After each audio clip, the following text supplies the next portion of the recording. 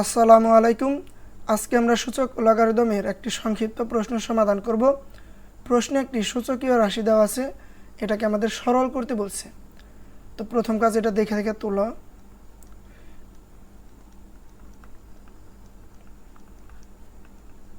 এখন দেখো কি করা যায়।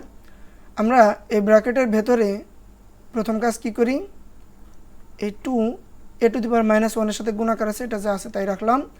a⁻−1 এখানে আমরা a⁻−n এই সূত্রটা প্রয়োগ করতে পারি। এই সূত্রটা প্রয়োগ করলে কি হয়, পাওয়ার মাইনাসে থাকলে ওটা 1 আকারে লিখতে হয় এবং মাইনাস পাওয়ারটা কি হয়ে যাবে, হরে যায় প্লাস পাওয়ার হয়ে যাবে। ঠিক আছে, তো সেম কাজটা এখানে করো। তাহলে a⁻−1 থাকলে এটারে আমরা 1/a⁻, এই -1 কি হয়ে যাবে +1। আর কোনো কিছুর পাওয়ার +1 দেওয়ার দরকার আছে না, তার মানে এর উপর কোনো পাওয়ার দরকার নাই, হইল। সেমভাবে এখানেও b⁻−1 কেও যদি আমরা এই সূত্র প্রয়োগ করি তাহলে 1/b⁻+1 হবে, মানে -1টা +1 হয়ে যাবে, আর প্লাস লেখার দরকার নাই। হোল⁻−1 আছে, এটা রেখে দাও। তারপরে কি করা যায়, তোমরা জানো ভগ্নাংশের সাথে একটা পূর্ণ জিনিস গুণ হলে এই পূর্ণ জিনিস ভগ্নাংশের লবের সাথে মানে উপরের সাথে গুণ হয়।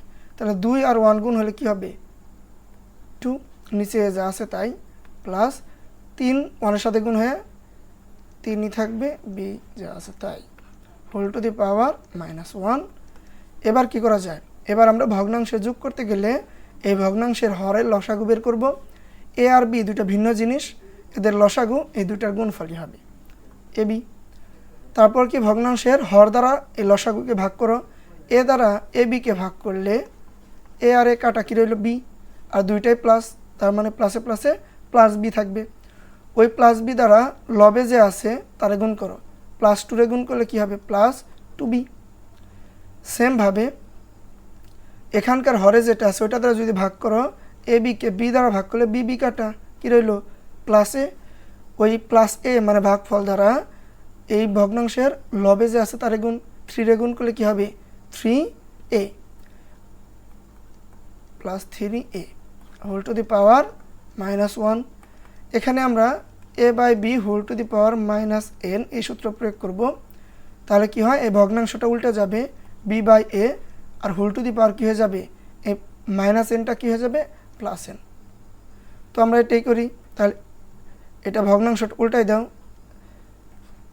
a × b উপরে গেল আর 2b + 3a এটা নিচে গেল, আর হোল⁻এ কী হবে +n, এই -n এর বদলে, আর -n এর জায়গায় কি আছে -1, তাহলে -1 কি হয়ে যাবে +1, আর কোনো কিছুর পাওয়ার +1 দেওয়ার দরকার নাই, তার মানে এটাই আমাদের উত্তর।